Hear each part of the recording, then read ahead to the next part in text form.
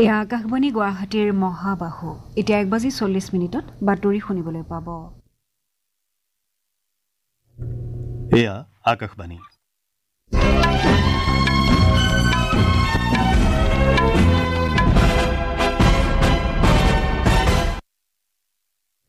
এতিয়াৰ বাতৰিৰ সৈতে মই উৎপল কুমাৰ দাস আৰু মোৰ সৈতে আছে পুলক গগৈ। এতিয়া প্ৰধান বাতৰিসমূহ হ'ল প্ৰধানমন্ত্ৰী নৰেন্দ্ৰ মোদীয়ে আজি বিশ্ব বন্যপ্ৰাণী দিৱস উপলক্ষে জুনাগড়ত আয়োজিত এটা অনুষ্ঠানত অধ্যক্ষতা কৰে। বৈদেশিক পৰিক্ৰমা মন্ত্ৰী ডঃ এছ জয়শংকৰে আজি নতুন দিল্লীত বেলজিয়ামৰ উপ প্ৰধানমন্ত্ৰী আৰু বৈদেশিক মন্ত্ৰী মেক্সিম প্ৰিবোটৰ সৈতে এখন বৈঠকত অংশগ্ৰহণ কৰে। অসম বিধানসভাৰ বাজেট অধিৱেশনৰ আজি চতুৰ্থ দিনা প্ৰশ্ন উত্তৰেৰে সদনৰ কাৰ্যসূচী আৰম্ভ হয়। লছ এঞ্জেলছত ৯৭ সংখ্যক অস্কাৰ বঁটা প্ৰদান অনুষ্ঠানত চিন বেকাৰ পৰিচালিত ৰোমান্টিক হাস্যব্যংগ চলচ্চিত্ৰ এনোৰাই সৰ্বাধিক ৫টা পুৰস্কাৰ অৰ্জন কৰিছে আৰু ভাৰতৰ কৃষ্ণা জয়শংকৰে ইনডোৰ শ্বটপুটত ১৬ মিটাৰ দূৰত্ব অতিক্ৰম কৰা ভাৰতৰ প্ৰথমগৰাকী মহিলা খেলুৱৈ হিচাপে অভিলেখ সৃষ্টি কৰিছে।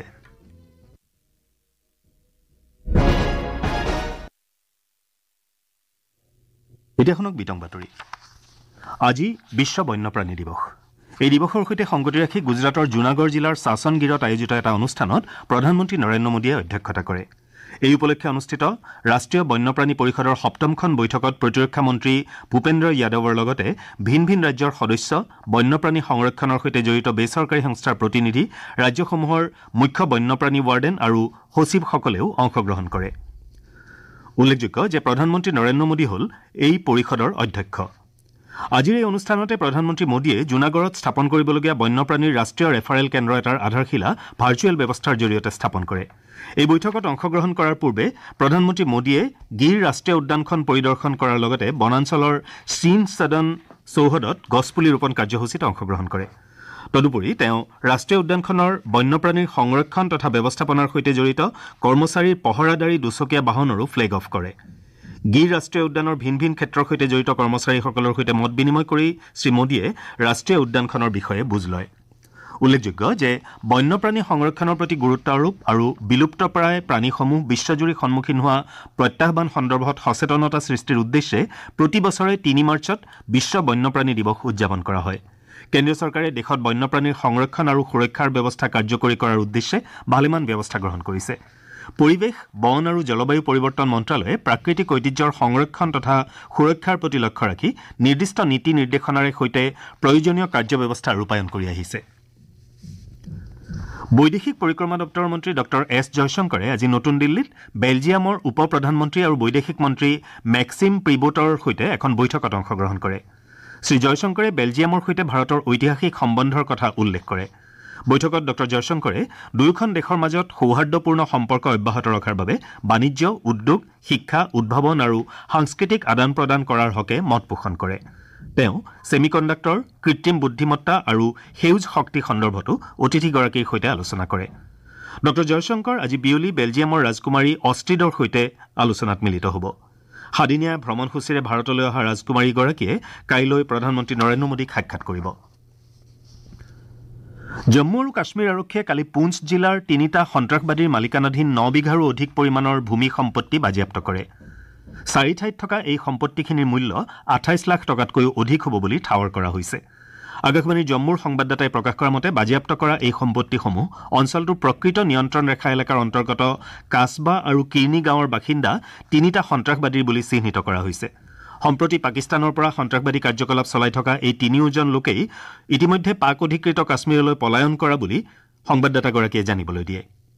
সন্ত্ৰাসবাদীৰ প্ৰতি বিভিন্ন পক্ষই আগবঢ়াই অহা সহায় সমৰ্থনক বাধা দিয়াৰ লগতে সীমান্তৰ সিপাৰৰ পৰা চলাই অহা সন্ত্ৰাসবাদী কাৰ্যকলাপ প্ৰতিহত কৰাৰ প্ৰয়াসৰ অংশ হিচাপে ভূমি বাজেয়াপ্তকৰণৰ এই অভিযান কাৰ্যকৰী কৰা হৈছে। স্থানীয় কৰ্তৃপক্ষসমূহে সন্ত্ৰাসবাদীক পুঁজিৰ যোগান তথা অঞ্চলটোলৈ অহা সন্ত্ৰাসবাদৰ ভাবুকি মষিমূৰ কৰাৰ উদ্দেশ্যে বিভিন্ন ব্যৱস্থা গ্ৰহণ কৰিছে। প্ৰতিৰক্ষা বাহিনীসমূহৰ মুৰব্বী জেনেৰেল অনিল চৌহানে কাইলৈৰ পৰা অষ্ট্ৰেলিয়া ভ্ৰমণ কৰিব। ভাৰত আৰু অষ্ট্ৰেলিয়াৰ মাজত প্ৰতিৰক্ষা সহযোগিতা অধিক বৃদ্ধি কৰাৰ উদ্দেশ্যৰে তেওঁ দেশখনলৈ যাব। ভ্ৰমণকালত শ্ৰীচৌহানে অষ্ট্ৰেলিয়াৰ প্ৰতিৰক্ষা বাহিনীৰ নেতৃত্ব আৰু প্ৰতিৰক্ষা বিভাগৰ শীৰ্ষ বিষয়াসকলৰ সৈতে বিশদভাৱে আলোচনাত মিলিত হ'ব। তেওঁ অষ্ট্ৰেলিয়াৰ প্ৰতিৰক্ষা বিভাগৰ মুৰব্বী জেনেৰেল এডমিৰেল ডেভিড জনষ্টন, প্ৰতিৰক্ষা সচিব গ্ৰেগ মাৰিয়াৰ্টি আৰু তিনিওটা সামৰিক বাহিনীৰ মুৰব্বীসকলৰ সৈতে বৈঠকত মিলিত হ'ব। ভাৰত প্ৰশান্ত মহাসাগৰীয় অঞ্চলত ব্যাপক পৰিসৰত সহযোগিতা বৃদ্ধি আৰু দেশ দুখনৰ মাজত সামৰিক আৰু কূটনৈতিক পৰ্যায়ত উমৈহতীয়া কৌশলগত সহযোগিতা বৃদ্ধি কৰাৰ বাবে তেওঁ দেশখনলৈ গৈছে। আপোনালোকে বাতৰি শুনিছে আকাশবাণীৰ পৰা। এতিয়া পৰৱৰ্তী বাতৰিৰ সৈতে এয়া পুলক গগৈ। অসম বিধানসভাৰ বাজেট অধিৱেশনৰ আজি চতুৰ্থ দিনা প্ৰশ্ন উত্তৰেৰে সদনৰ কাৰ্যসূচী আৰম্ভ হয়। 9 দিনৰ বিৰতিৰ মূৰত দিছপুৰত পুনৰ আৰম্ভ হোৱা অধিৱেশনত আজি 7টা প্ৰশ্ন উত্থাপন কৰা হয়। অধিৱেশনৰ আৰম্ভণিতে কংগ্ৰেছ সাংসদ ৰকিবুল হুছেইনক নগাঁৱৰ ৰাজপথত আক্ৰমণ কৰাৰ সন্দৰ্ভত কংগ্ৰেছে সভাস্থগিত প্ৰস্তাৱ উত্থাপন কৰে। কংগ্ৰেছৰ বিধায়ক ৱাজেদ আলী চৌধুৰীয়ে এই আক্ৰমণৰ ঘটনাৰ তদন্ত কিদৰে আগবাঢ়িছে সেই বিষয়ে প্ৰশ্ন কৰে। তেওঁ চৰকাৰে এই সন্দৰ্ভত কেতিয়া বিবৃতি প্ৰদান কৰিব সেই সন্দৰ্ভত প্ৰশ্ন উত্থাপন কৰে। সেই অনুসৰি সংসদীয় পৰিক্ৰমা বিভাগৰ মন্ত্ৰী চন্দ্ৰমোহন পাটোৱাৰীয়ে এটা বিবৃতি সদনত প্ৰকাশ কৰে। মন্ত্ৰীগৰাকীয়ে এই ঘটনাৰ তদন্ত মধ্য অসমৰ আৰক্ষী মহাপৰিদৰ্শকৰ হাতত ন্যস্ত কৰা হৈছে বুলি অৱগত কৰে। চৰকাৰে নিৰাপত্তাৰ ক্ষেত্ৰত কোনো ধৰণৰ আপোচ নকৰে বুলিও মন্ত্ৰী পাটোৱাৰীয়ে সদনক জনায়। চৰকাৰৰ এই উত্তৰত বিৰোধী দল সন্তুষ্ট নোহোৱাত এই বিষয়টো লৈ তেওঁলোকে পুনৰ প্ৰতিবাদ কৰে। বিৰোধীয়ে তোলা সভাস্থগিত প্ৰস্তাৱত অনুমতি দিব নোৱাৰে বুলি অধ্যক্ষই প্ৰকাশ কৰে। লগে লগে ৰাইজৰ দলৰ বিধায়ক অখিল গগৈ আৰু CPIMৰ বিধায়ক মনোৰঞ্জন তালুকদাৰে অধ্যক্ষৰ আসনৰ ওচৰলৈ গৈ তেওঁলোকৰ দাবীসমূহ উত্থাপন কৰিবলৈ ধনি দিয়ে। অধ্যক্ষই এই দাবী অগ্ৰাহ্য কৰি বিদ্যা সিং ইংলেঙক শূন্যকালত বিষয়টো উত্থাপন কৰিবলৈ কয়। শ্ৰী ইংলেঙে বিষয়টো উত্থাপন কৰে যদিও সদনত হুলস্থুলীয়া পৰিৱেশৰ সৃষ্টি হয়। বিধায়ক কমলেক্ষ দেপুৰকায়স্থৰ এটা প্ৰশ্নৰ উত্তৰত মন্ত্ৰী চন্দ্ৰমোহন পাটোৱাৰীয়ে কয় যে অসমৰ থানাসমূহত ৰুজু হৈ থকা 17,900ৰো অধিক গোচৰ নিষ্পত্তি কৰা হৈছে। 13,000ৰো অধিক গোচৰ নিষ্পত্তি কৰিবলৈ বৰ্তমান বাকী আছে বুলি শ্ৰী পাটোৱাৰীয়ে কয়। ইয়াৰ পাছতে কংগ্ৰেছ, CPIM আৰু ৰাইজৰ দলে সদন ত্যাগ কৰে। আকাশবাণী গুৱাহাটী কেন্দ্ৰই বিধানসভা অধিৱেশন অনুষ্ঠিত হোৱাৰ দিনত প্ৰতি নিশা 9:15 পৰা 10 মিনিটৰ বাবে বিধানসভাত আজিৰ দিনটো শীৰ্ষক অনুষ্ঠান প্ৰচাৰ কৰিব। তদুপৰি 10 মাৰ্চত বিত্তমন্ত্ৰীয়ে সদনত দিয়া বাজেট ভাষণ আকাশবাণী গুৱাহাটী কেন্দ্ৰই পোনপটীয়াকৈ সম্প্ৰচাৰ কৰিব। উচ্চতম ন্যায়ালয়ে আজি দৃষ্টি শক্তিহীন লোকসকলক ন্যায়িক সেৱাত নিয়োগৰ পৰা বঞ্চিত কৰিব নোৱাৰিব বুলি ঐতিহাসিক ৰায় প্ৰদান কৰিছে। ন্যায়াধীশ JB পাৰ্টিৱালা আৰু ন্যায়াধীশ R মহাদেৱনক লৈ গঠিত এখন বিচাৰপীঠে এই সন্দৰ্ভত 6খন আবেদনৰ ৰায় সুৰক্ষিত ৰাখে। ন্যায়াধীশ মহাদেৱনে কয় যে ন্যায়িক সেৱাত নিয়োগৰ ক্ষেত্ৰত দৃষ্টিহীন লোকসকল কোনো ধৰণৰ ভেদভাৱৰ সন্মুখীন হোৱা উচিত নহয় আৰু তেওঁলোকে যাতে সকলো ধৰণৰ ন্যায্যতা লাভ কৰাৰ ক্ষেত্ৰত ৰাজ্য চৰকাৰে ইতিবাচক পদক্ষেপ গ্ৰহণ কৰা উচিত। আগশাৰীৰ বিচাৰপীঠখনে মধ্যপ্ৰদেশ ন্যায়িক সেৱা 1994 চনৰ আইন অনুসৰি দৃষ্টি শক্তিহীন আৰু কমকৈ দেখা পোৱা প্ৰাৰ্থীসকলক ৰাজ্যখনৰ ন্যায়িক সেৱাত নিযুক্তি লাভ কৰাৰ ক্ষেত্ৰত বাধা আৰোপ কৰাৰ সন্দৰ্ভত এই ৰায় প্ৰদান কৰে। আগশাৰীৰ বিচাৰপীঠখনে এই বিষয়টো বিবেচনা কৰি সকলোৱে যাতে সমতা লাভ কৰে তাক সুনিশ্চিত কৰাত গুৰুত্ব আৰোপ কৰে। লছ এঞ্জেলছত 97 সংখ্যক অস্কাৰ বঁটা প্ৰদান অনুষ্ঠানৰ সামৰণি পৰিছে। চিন বেকাৰ পৰিচালিত ৰোমান্টিক হাস্যব্যংগ চলচ্চিত্ৰ এনৰাই সৰ্বাধিক 5টা পুৰস্কাৰ অৰ্জন কৰে। এনৰাই শ্ৰেষ্ঠ চলচ্চিত্ৰ, শ্ৰেষ্ঠ পৰিচালক, শ্ৰেষ্ঠ মৌলিক চিত্ৰনাট্য, শ্ৰেষ্ঠ সম্পাদনা আৰু শ্ৰেষ্ঠ অভিনেত্ৰীৰ বঁটা লাভ কৰে। এনৰাত কৰা বলিষ্ঠ অভিনয়ৰ বাবে মিকি মেডিচন শ্ৰেষ্ঠ অভিনেত্ৰী হিচাপে বিবেচিত হয়।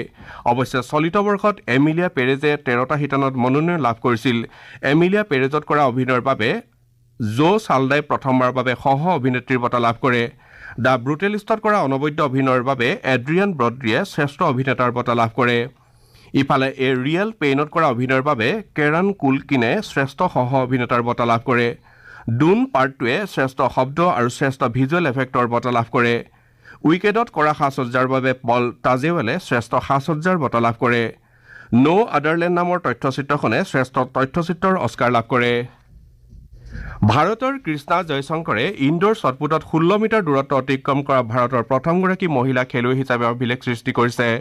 2025 বৰ্ষৰ Mountain West indoor track and field চেম্পিয়নশ্বিপত 16.03 মিটাৰ দূৰত্বলৈ শ্বটপুট দলিয়াই 22 বছৰীয়া খেলুৱৈগৰাকীয়ে এই অভিলেখৰ অধিকাৰী হয়। ইয়াৰ পূৰ্বে 2023 চনত অনুষ্ঠিত আমেৰিকান এথলেটিক কনফাৰেন্স ইনডোৰ চেম্পিয়নশ্বিপত 15.54 মিটাৰ দূৰত্ব অতিক্ৰম কৰি ভাৰতৰ পূৰ্ণা ৰাও ৰাণেই স্থাপন কৰা অভিলেখ তেওঁ ভংগ কৰে। বাতৰি শেষ কৰাৰ পূৰ্বে প্ৰধান বাতৰিকেইটা আকৌ এবাৰ পঢ়ি দিছো।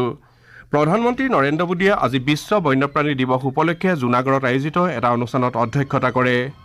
বৈদেশিক পৰিক্ৰমা মন্ত্ৰী ডক্টৰ এছ জয়শংকৰে আজি নতুন দিল্লীত বেলজিয়ামৰ উপ প্ৰধানমন্ত্ৰী আৰু বৈদেশিক মন্ত্ৰী মেস্কিম পিব্ৰটৰ সৈতে এখন বৈঠকত অংশগ্ৰহণ কৰে। অসম বিধানসভাৰ বাজেট অধিৱেশনৰ আজি চতুৰ্থ দিনৰ প্ৰশ্ন উত্তৰেৰে সদনৰ কাৰ্যসূচী আৰম্ভ হয়। আৰু ভাৰতৰ কৃষ্ণা জয়শংকৰে ইণ্ডোৰ শ্বটপুটত 16 মিটাৰ দূৰত্ব অতিক্ৰম কৰা ভাৰতৰ প্ৰথমগৰাকী মহিলা খেলুৱৈ হিচাপে অভিলেখ সৃষ্টি কৰিছে আমাৰ এতিয়াৰ বাতৰি ইমানতে শেষ হ'ল পৰৱৰ্তী মুখ্য বাতৰি বিয়লি 3 বজাত